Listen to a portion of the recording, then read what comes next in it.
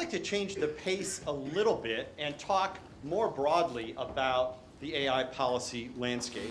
And this is going to be informed by a process that we did within the Obama administration, which culminated in issuing of actually three reports. I'll show you first this one, Preparing for the Future of Artificial Intelligence. This came out in October of 2016, and it was the result of an interagency team, and I'll talk later a little bit about that, but I just want to give a shout out to Mike Garris over here from NIST, who was one of the members of the team that put this together. Then later in December of 2016, we put together a second report on AI, automation, and the economy that dug more deeply into the economics and some of the policy questions and really the issues that were discussed today. Along the way, we also helped with the production of a national R&D strategic plan in AI. So this was all the culmination of the White House policy initiative on AI, which I had the privilege of quarterbacking during the last year or so of the Obama administration. And that's what I want to talk about today. Now, the focus on AI and other computing technologies in the policy world has grown a lot in recent years. I want to start by just giving one example of how quickly things have changed. This is Anthony Foxx. He was the Secretary of Transportation during the last years of the Obama administration. Secretary Foxx said that during his confirmation process, after the president had nominated him, technology topics like self-driving vehicles and drones never came up. They never came up in his confirmation hearing. They never came up in his preliminary discussions with senators or their staff before his confirmation. Not only did AI never come up, technology never came up at all. But during his time as secretary, AI-driven issues became some of the most important things that he dealt with. So for example, in ground transportation, self-driving vehicles. By Secretary Foxx's tenure, even by the time he came in, these were pretty far beyond science fiction. The first ones were already on the roads in the US, and of course now you know these systems are being tested very widely, and we're probably very close to the first fully self-driving taxi systems being actually in the field in the US. Self-driving trucks too, of course. In aviation, drones were one of the biggest policy issues, again driven by technology and especially AI. These were cheap and plentiful, but when Secretary Foxx came into office in 2013, there was no legal structure that allowed the commercial use of drones in the United States, period. That obviously needed to change. And so industry and the public obviously were pushing for rapid changes to enable broader commercial use of drones, but that didn't exist at the time. That was another technology-driven challenge that Secretary Foxx and his team had to deal with. At the bottom, you see a flying car. This is a real thing. It's a product that's being tested in the United States, not science fiction. But there's really no way to fit this thing within the regulatory frameworks that it exists. Is it a car? Is it a plane? What is it? It's the only thing we can say is that it's surely violating some regulation. So near the end of his time in office, Secretary Foxx gave this wonderful quote. "We're moving into the Jetsons era, but we have Flintstone approaches to authority and regulation, and we can't go the distance with this until we really think about things differently." So in transportation policy, we need to think differently because of technology. And this is one of the things that we worked on. Along with Secretary Foxx's team, with the experts at the National Highway Traffic Safety Administration and so on, to try to figure out how can we smooth the path to self-driving vehicles being available and safely available in the United States. The stakes here are really high. About 100 Americans are killed every day on the highways. Close to 1 million people are injured in accidents, and the financial costs of accidents approaches $1 trillion a year just in the United States. Those are big losses, and self-driving cars can do much better. So the question is not, do we want this to happen? From the standpoint of safety alone, it's practically a moral obligation to try to get these things onto the road. But the question is how? And purely from a safety standpoint, that's not a simple question, because you don't want to let the vehicle on the road until you know it's safe, because today's drivers and pedestrians are not lab animals, and the Department of Transportation has a responsibility to protect them. On the other hand, there are future people who can be benefited if we can do enough testing, enough evaluation to know that these things are safe and how to make them safe. And so it's that path and understanding how to bring together testing and evaluation, how to make sure there's enough pressure on the companies to pay attention to safety but not so much to scare them away, and to make sure that the regulatory environment doesn't accidentally make it difficult to deploy these technologies by saying things like the driver must always be able to hit the brakes. So that's not easy to do, and that's one of the things that, that we worked on as part of the AI policy work. This led to the development of this report, or this document that came out in September 2016, and I played a very minor role in this. But putting something like this together actually requires a lot of teamwork and a lot of expertise from different kinds of people. People who understand auto safety, things like airbags and crumple zones, people who understand automation, people who understand software safety and reliability, people who understand what's the legal authority of the Department of Transportation, people who understand the dynamics of regulation and the economics of the auto industry, and so on. You need all this kind of thinking to come together into a policy like this. And I'm happy to say that the current administration has continued moving this policy issue in the good direction. So that, I think, was a success. We also deal with issues that are much weightier or much more scary in a way. And I want to talk a little bit about the role of AI in the military. Technology plays a big role in national security. Here's a story about Bob Work, who at the time was the Deputy Secretary of Defense, talking about the third offset strategy. That is the military's drive toward a new technology-enabled approach to combat. So the backstory here is, and why is this the third offset? Well, the first offset was the approach that was taken in the 1950s and 60s to counter the Soviet Union's advantage in conventional forces in Europe. The idea is that that advantage would be offset by a nuclear arsenal that was robust and by a policy of using the threat of nuclear retaliation to deter conventional attack. That was the first offset. The second offset was a complex of technologies that came along in the 1970s and 80s. Things like stealth aircraft, precision-guided munitions, night vision, and so on. And those were designed to give the US military an enduring advantage in conventional battle. The idea, again, was to offset the ability of some adversaries to either outspend us or to engage in tactics that we were not willing to do, and to be able to maintain military security despite that. That was the second offset. But now, the advantages from those second offset technologies have been evaporating as rivals start to get those technologies, and the search is on for a third offset. What can differentiate the US military to make it more powerful without having so many people and perhaps not having such a large investment? Here's a current US military drone. This is not an autonomous weapon. It's operated by remote control by a person. So a person looks at camera images, they control the maneuvers, they select a target and ultimately pull the trigger. There's not a person on board, but there is a person who actually pulls the trigger. But it's not hard to see where the technological logic here leads. As capabilities advance for automated navigation, for image analysis, tactical reasoning, the technological logic leads to greater autonomy in weapons like this, more and more functions being given to the machine. Now, for some functions, that's not problematic. If you're talking about how this machine navigates to its destination, how it takes evasive action when someone shoots at it, those are not so problematic. But when you're talking about the decision to shoot at someone or something, at the decision to kill, delegating that to a machine is a very serious matter. And we need a policy for what we are willing to do and not do and how we're going to draw the relevant lines. And this also is part of AI policy. DoD has a policy on this, on autonomy and weapons systems. It's actually a pretty good framework for dealing with these issues. This dates to November of 2012. It was, so it's been around for a while. It was signed by then Deputy Secretary Ash Carter, who later became Secretary of Defense. Now, the bedrock principles here are pretty clear. We have a responsibility under international humanitarian law to distinguish legitimate military targets from civilians.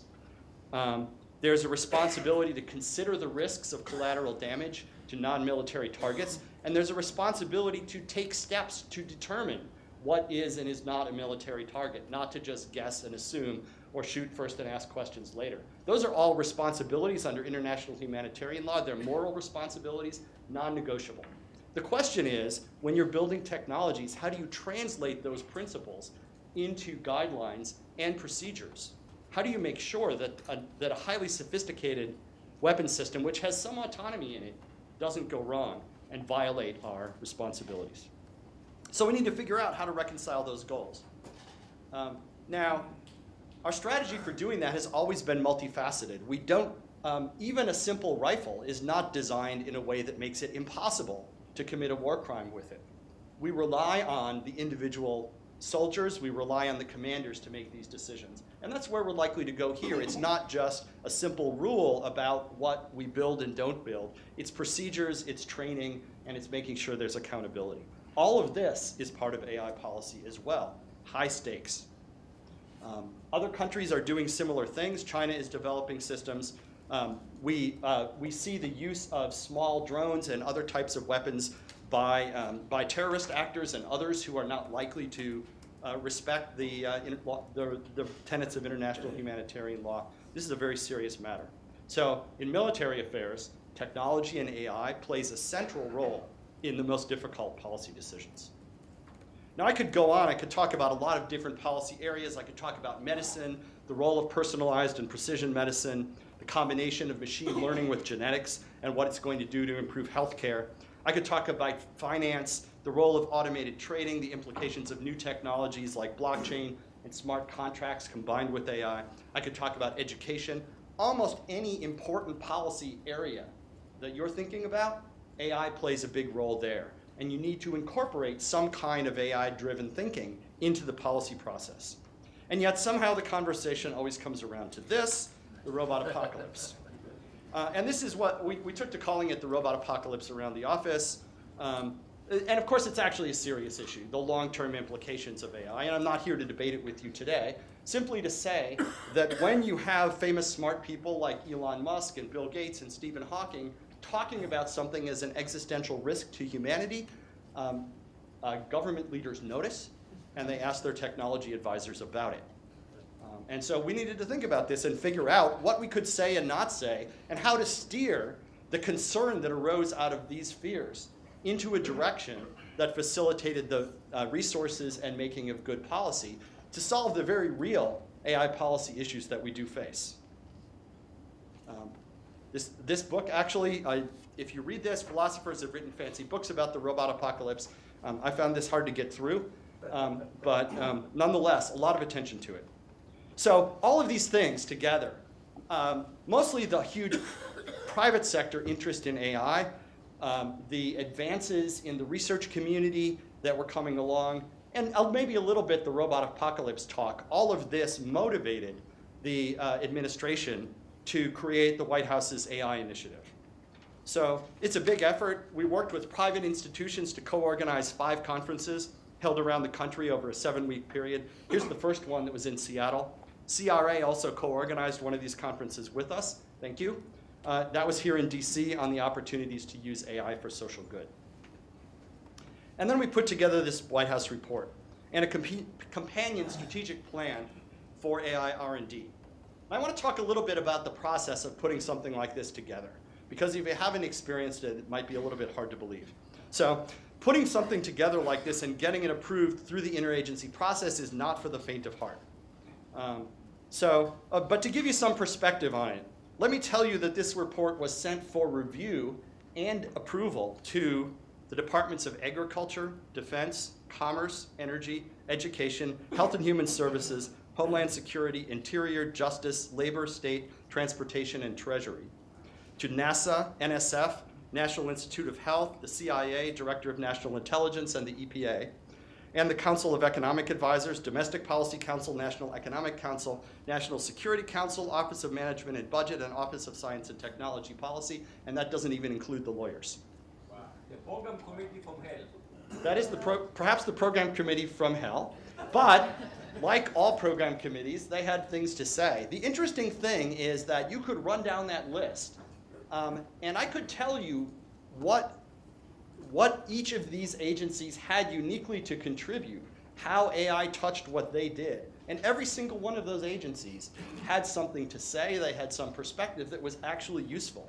The government is really big. There are lots of agencies, and they all do stuff. And every single one of those agencies had something to say. We got a constructive comment from almost every single one. In some cases, lots of comments. And integrating all of that was a challenge. So, and getting all those entities comfortable with the report. But virtually everyone had something to say. So the process is cumbersome, but there's actually a good reason for it. And I think the report benefited a lot from doing that.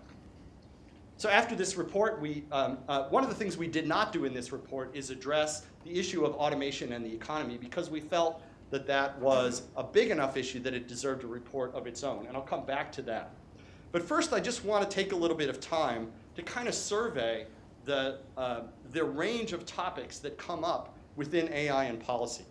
And these are topics that partly are called out in the report, and also topics that other folks in the policy community are working on.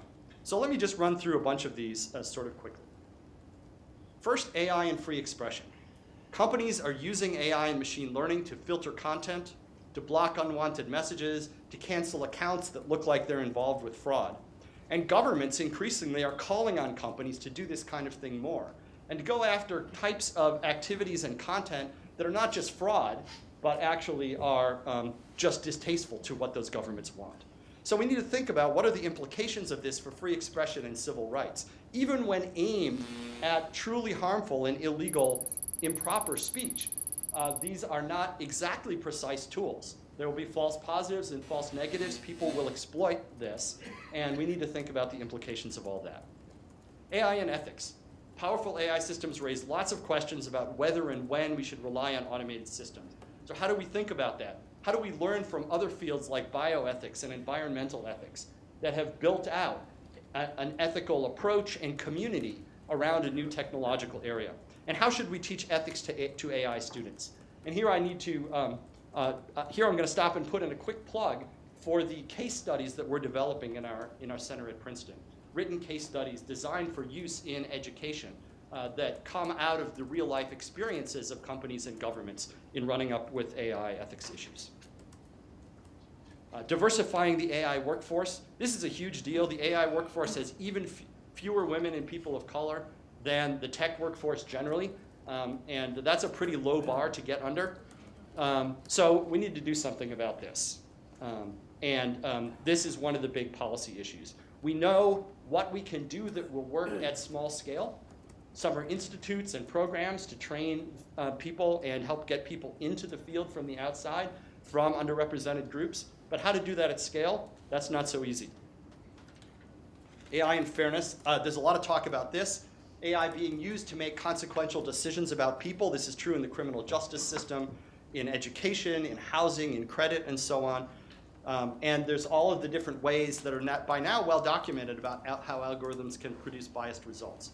So what can we do to understand and mitigate this bias? There's a lot of interesting research going on in the AI community about how to debias data and how to debias algorithms, pushing that farther along and connecting that research to the institutions that actually make decisions about how AI is used, so that we're able to have effective governance and effective oversight over the use of these technologies in a lot of settings requires a lot of work. That gets us to this governance issue.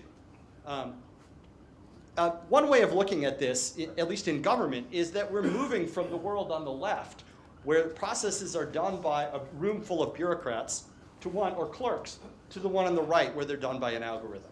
Now, over the centuries and millennia, we built up a theory and a set of practices and laws around how to control, manage, and govern bureaucracies. And those things don't always work perfectly or well, but they do kind of work, and we've come to rely on them. But as we move into the world on the right, we really don't have a corresponding theory about how to manage, govern, and control algorithmic decision processes, and how we can connect human decision makers who decide what the goals of a system can be to the process of making sure that the system is actually meeting those goals. So that's a huge open question. Cybersecurity and AI, again, a huge deal. Both cyber attack and defense can be automated. Both of them in the future will be increasingly automated and operate at machine speed. We don't really have a good understanding of what this means and what the implications will be for trying to catch up. National security, I talked about this a little bit. Long-term risks, also talked about this a little bit. Those are all issues that we need to be thinking about in this space. Now, I could in principle give a short talk about any of those, or at least if I did a little bit of research. There's a lot there. This is a big field, AI and policy.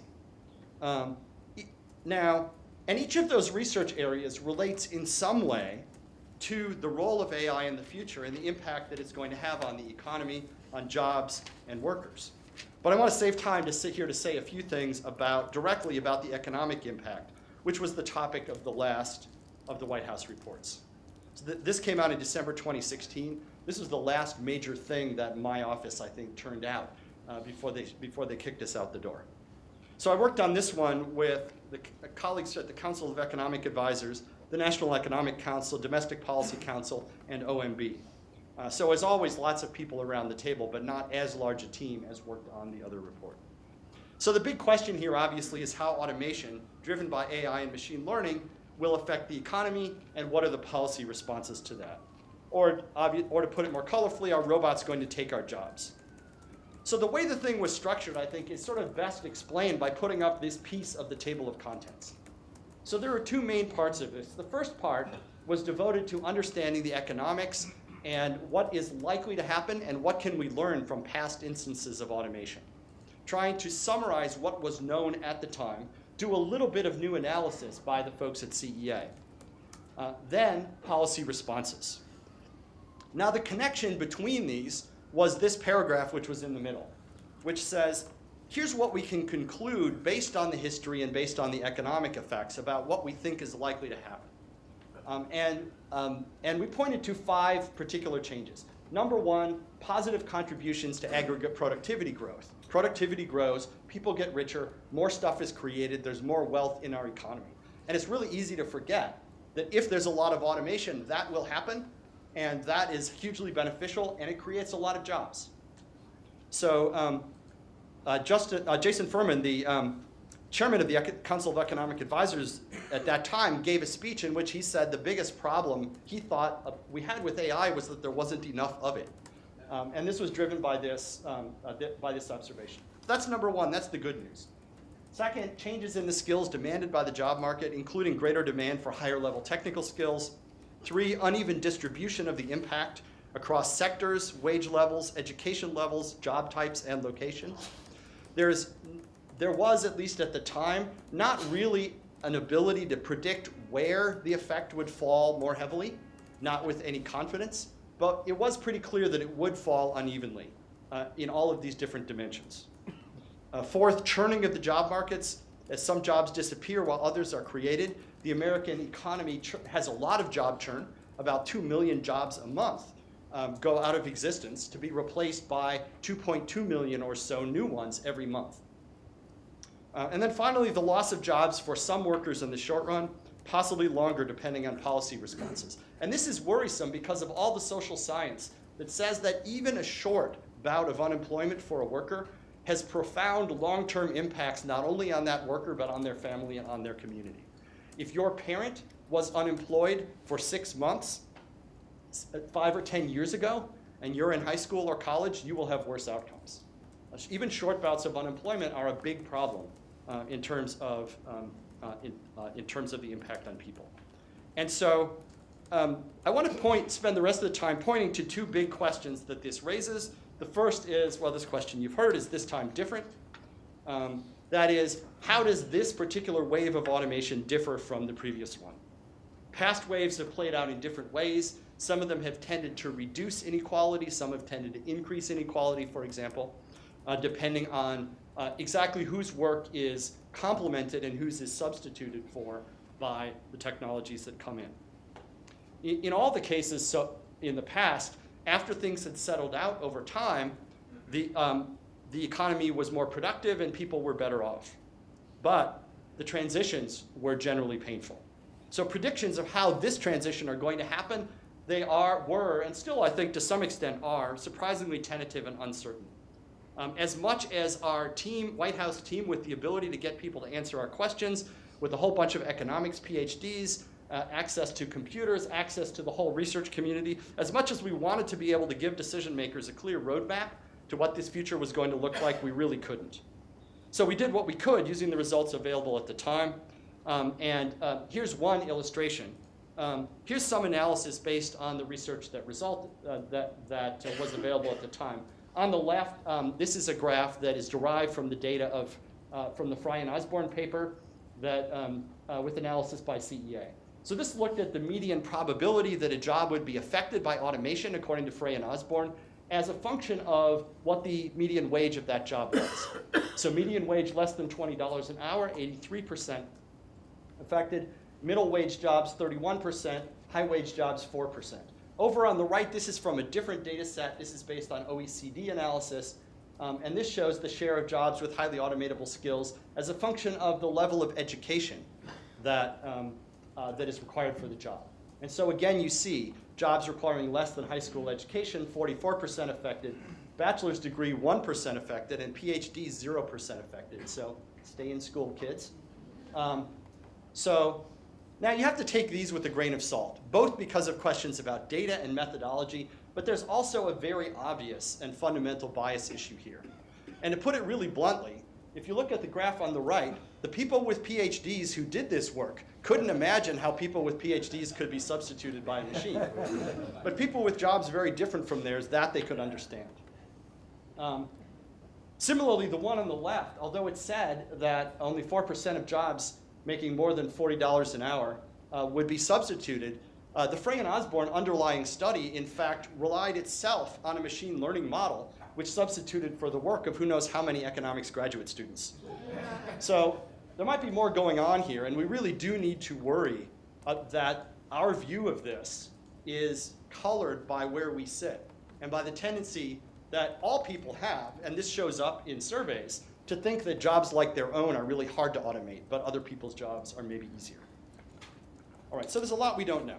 But that's the first important question. Will this time be different? So the second important question is also, is this time different? But it's a different, is this time different? More specifically, the question here is this a moment when our political system and our institutions can respond to the challenge of AI-driven automation well? Is this really different from what has been happening in our economy for the last, say, 50 or 60 years? Are we going to be able to respond to these challenges in the way that we haven't done before? So President Obama talked about this issue a little bit in his farewell address.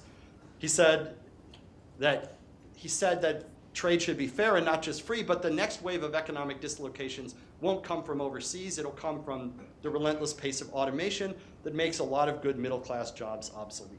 So I don't know about the middle-class jobs obsolete part. That we might debate with him. But the idea that automation is going to do what previous automation and trade has done in the past, I think is a very real and important observation.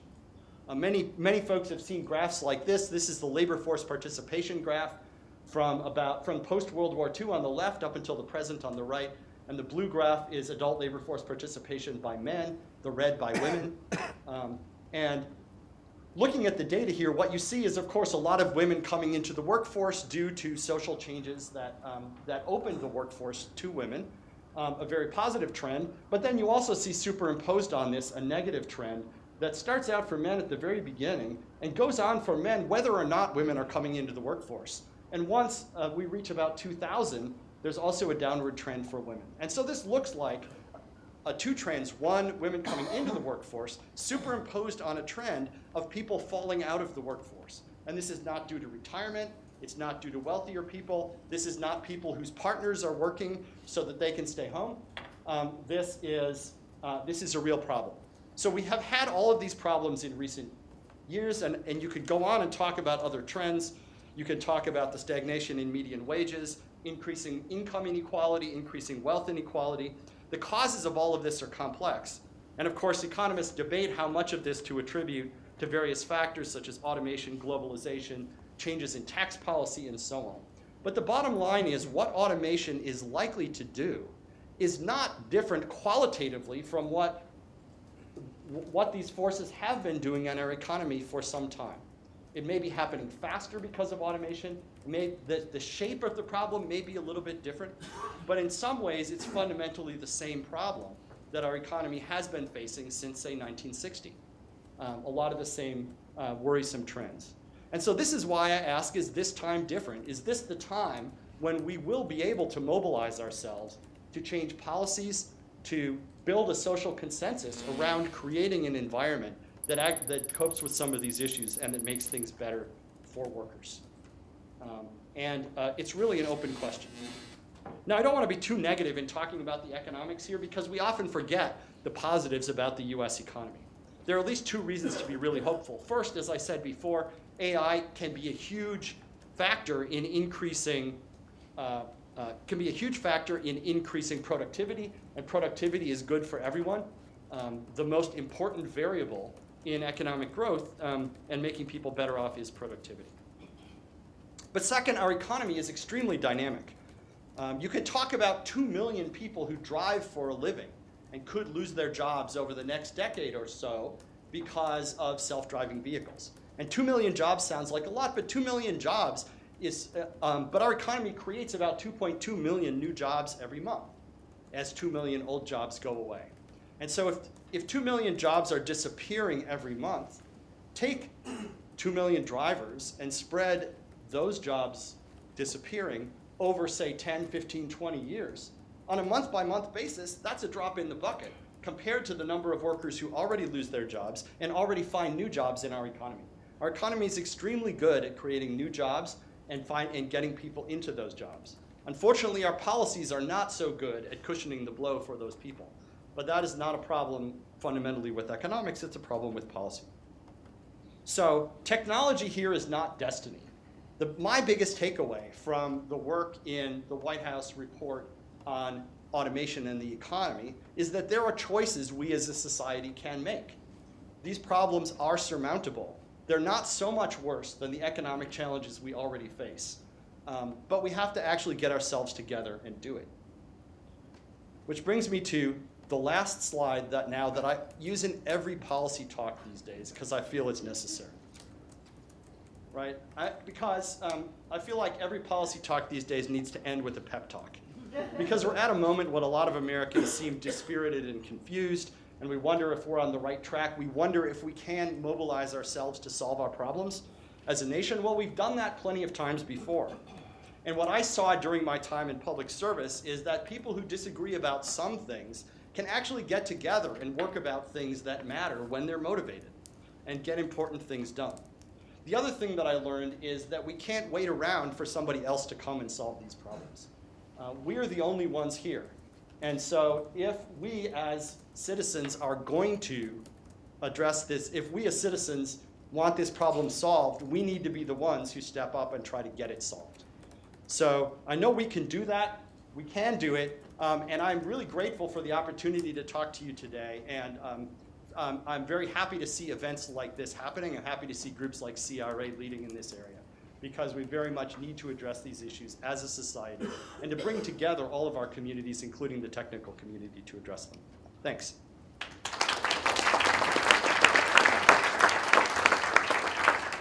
So we have some time for questions, yes? Yes, we do. Yes, Great. Diane. I loved your talk, and you're not going to think so after I ask this question, but I loved your talk. Look, you talk about self-driving vehicles, and you mentioned these numbers, but you didn't mention some other numbers that I think are important too. So at 35,000 motor vehicles deaths per year, that's wedged right between, in terms of accidental deaths, right below it is deaths by falling down, and right below it is deaths by poisoning, okay? And we don't talk a lot about deaths by poisoning and deaths by falling down. One of the reasons we don't is that actually all these numbers are pretty low. And deaths by motor vehicle accident have been decreasing since the 1970s. As the Washington Post and other outlets reported about 2 years ago, all kinds of technological innovations have occurred and regulatory innovations that have been decreasing the deaths by motor vehicles. So I have to wonder if the focus on safety and self-driving vehicles isn't prompted by the fact that, you know, Google wants to make money, Uber wants to make money, GM wants to make money, and they're looking for a rhetoric that will help them sell this technology, and we're buying into it. lives. It's a moral obligation. Well, you know, automotive engineers are already reducing those lives, and we have other opportunities. So technology isn't destiny. There are other ways to solve this problem besides self-driving vehicles. Do you agree? Do you disagree? Well, certainly there are a lot of things that can be done to reduce highway deaths. And although there has been a long-term downward trend, over the last couple of years, it's actually gone up again. And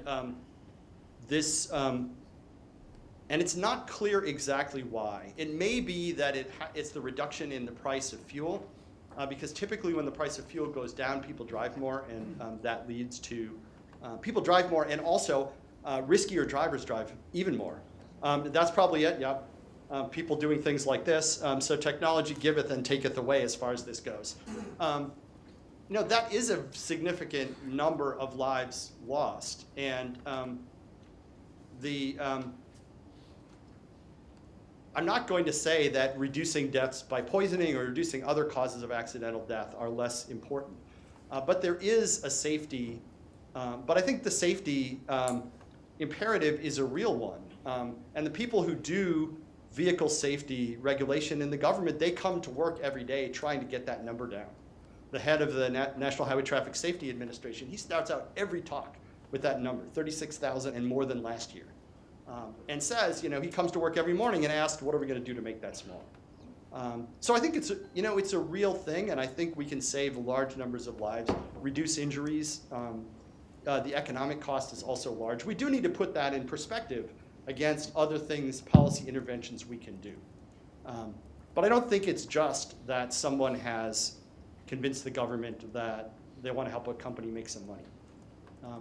I do think that this is motivated by safety, and I can tell you that's my motivation. Yeah, hi, David Nordfors, Innovation for Jobs. I have a bit of a techie question here. Right. The thing with AI is, of course, that it introduces great complexity, and you can get butterfly effects and Black Fridays and so on, that you usually don't get with ordinary workforce because people are blessed with messiness, so it doesn't really propagate so much into these things, right? So I've been playing with thoughts, should one, should policy demand inaccuracy in AI programs in order to quench these kind of mysterious collective effects? Have you thought about that? Well, so there's a lot to unpack there. So one thing is, it's certainly true that AI has different failure modes than the humans. And we need to do more to understand how to build AI systems so that when they fail, the results are contained and we have a better handle on what will go wrong if they fail. The idea of one thing going wrong leading to a huge cascading catastrophe, that's obviously not acceptable. And we need to understand how to build systems so that that is not going to happen. So I'd say that number one. In terms of building in inaccuracy, there's sort of two sides to that. One is I don't find compelling the idea that we want to build in sort of unpredictability per se, unless we have a structured reason for doing it. There are a whole lot of places in computer science where we build in randomness in a structured way because we have a reason or an argument or a theory as to why we're likely to get a better result. And so if the question is, should we use randomized algorithms where they seem to make sense, then I think the answer is clearly yes. And one of the reasons for using randomness is that you can get sometimes greater robustness against a worst case. And so there is a sense in which we should do what you're saying, but there needs to be a theory behind it, as opposed to what I don't think you're suggesting, but I do want to make clear is not the way to go, which is just sort of adding noise for the sake of noise. You have broadening in electronics also. You have broadening Sure. of signals. Let's move it to a separate conversation. Let's take that offline. Right.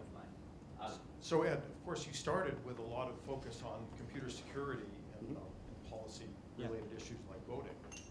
And now you've had a chance to be in the government quite a while in a diversity of areas, seeing the government's ability and inability to do things. And we're thinking about these very large, complex societal systems which you're discussing.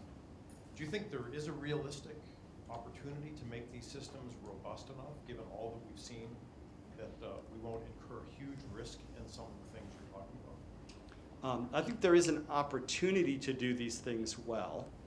Some of it has to do with the architecture of how we do it. There are ways of designing and building big systems that are prone to centralized failure. And we need to be humble enough to recognize that those failures could happen. I think this is a big part of the challenge. There is a sense in which technological and economic development is these big impersonal forces push society along. And government is often under-resourced and has trouble attracting technical talent. And oddly, government work is one of the most highly regulated types of work in our society. So that it can be hard to get your work done just for that reason. So there's lots of reasons why government may struggle to do these things. These things are hard to do. And in some areas we've had better success than others. Cybersecurity is one where we seem to be skating close to the thin ice. And we've had a bunch of incidents and our fingers are crossed that they won't get worse. But it's not clear, in the area of cybersecurity, I'm honestly unsure of how we could do a lot better than we're doing now. I'm quite sure of how we could do better, but how we could do much better so that you and I and everyone in this room could just sleep well at night knowing there will never be a big cyber attack or breach again. How to get from here to there, I have no idea. Bobby Schnabel, University of Colorado, Hyatt. Clearly your job in doing these studies was to give a U.S. perspective on it. I'm curious, given the interrelated nature of the global economy, how much you first tried to take a global look at all of these trends before you started looking at the U.S. implications. So in the first report, the sort of broad AI policy report, we did look internationally. We consulted with international governments to some extent, and we had attendance and participation at our public events from officials of other countries. So we did look more globally there. On the report on the economics, we did not much, and it was frankly just that we didn't have time. I wish we would have been able to, but we didn't really have a chance to do that. The focus was on the domestic job market. I think the implications on the international job market and international trade are probably very significant, but that's not a thing we were able to get to. Tandy Warno, University of Illinois at Urbana-Champaign. So my question has to do with AI and fairness. So at the ACM Awards last year, there was a panel about deep learning, and there was a very interesting discussion about using deep learning to provide information about how to do sentencing. And it was a very controversial discussion. And one of the things two things came out of that discussion. One was that because it's deep learning, it's actually hard to understand why it works. That was one thing. And the second thing was that most of these things are not even available in terms of the code's not available, so you can't even figure out what's going on. So what are the policy issues about that? Sure, there's several, and it's a great question.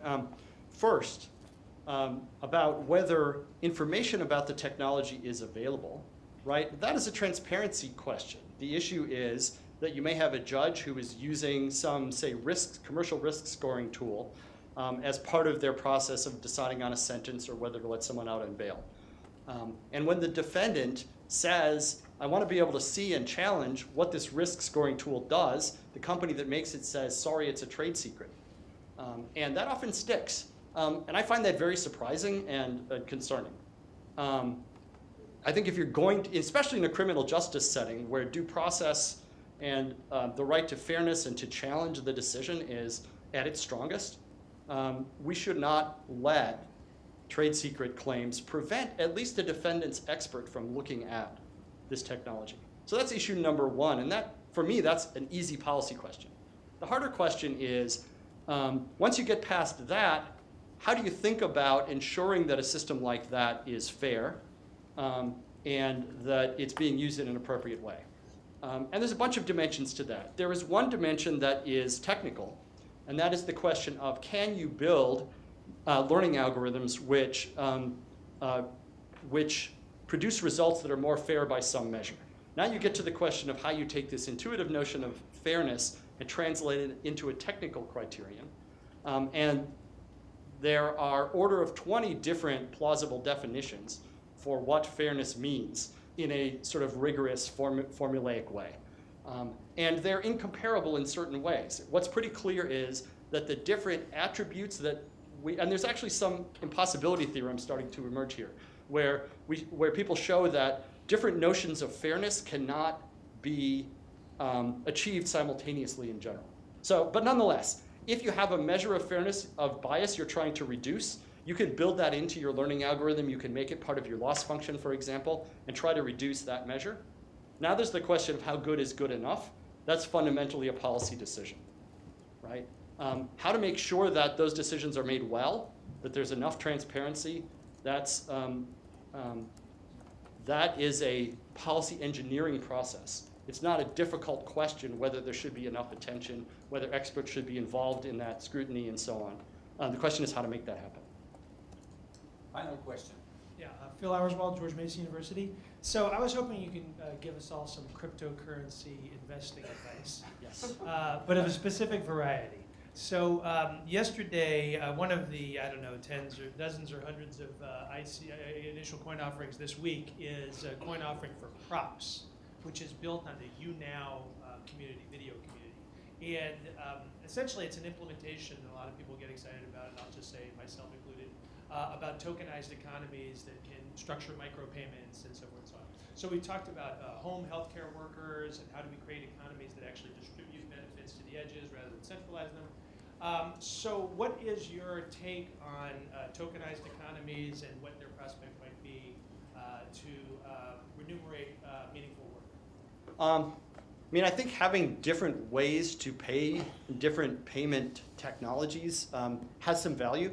But in a lot of transactions, the costs and challenges are less around payment than around issues of trust and responsibility and risk.